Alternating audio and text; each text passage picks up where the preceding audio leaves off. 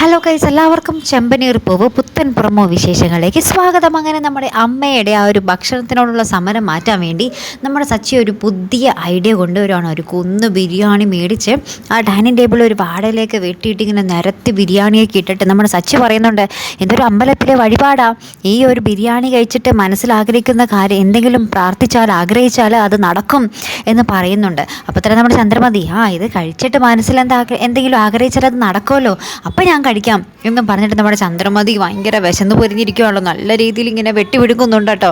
അപ്പുറത്താണെങ്കിൽ നമ്മുടെ ശ്രുതിയും നല്ല ചിക്കൻ കാലൊക്കെ ഇട്ട് കടിച്ച് നല്ലോണം ശ്രുതിയും വെട്ടിവിടുങ്ങുക.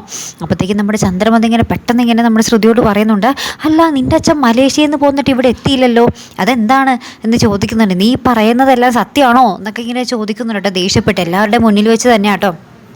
പിന്നീട് ഭക്ഷണമൊക്കെ കഴിഞ്ഞ് നമ്മുടെ ശ്രുതി മുറിയിലേക്ക് പോകുമ്പോൾ നമ്മുടെ ചന്ദ്രമതി നേരെ മുറിയിലോട്ട് ചെന്നിട്ട് ഇങ്ങനെ പറയുന്നുണ്ട്, നീ പറയുന്നതെല്ലാം കള്ളമാണെങ്കിലും മലേഷ്യയിൽ നിന്നൊന്നും നിൻ്റെ അച്ഛൻ ഇവിടെ വന്നില്ലെങ്കിൽ പിന്നെ നീ ഇവിടെ നിൽക്കണോ പോകണോ എന്ന് ഞാൻ തീരുമാനിക്കും എന്ന് കൊട്ടക്കലിപ്പിൽ നമ്മുടെ ചന്ദ്രമതി പറഞ്ഞിട്ട് പോകുന്നുണ്ട്. ശ്രുതിയാണെങ്കിൽ ആകെപ്പാടെ കരഞ്ഞൊക്കെ നിൽക്കുന്നുണ്ട് കേട്ടോ.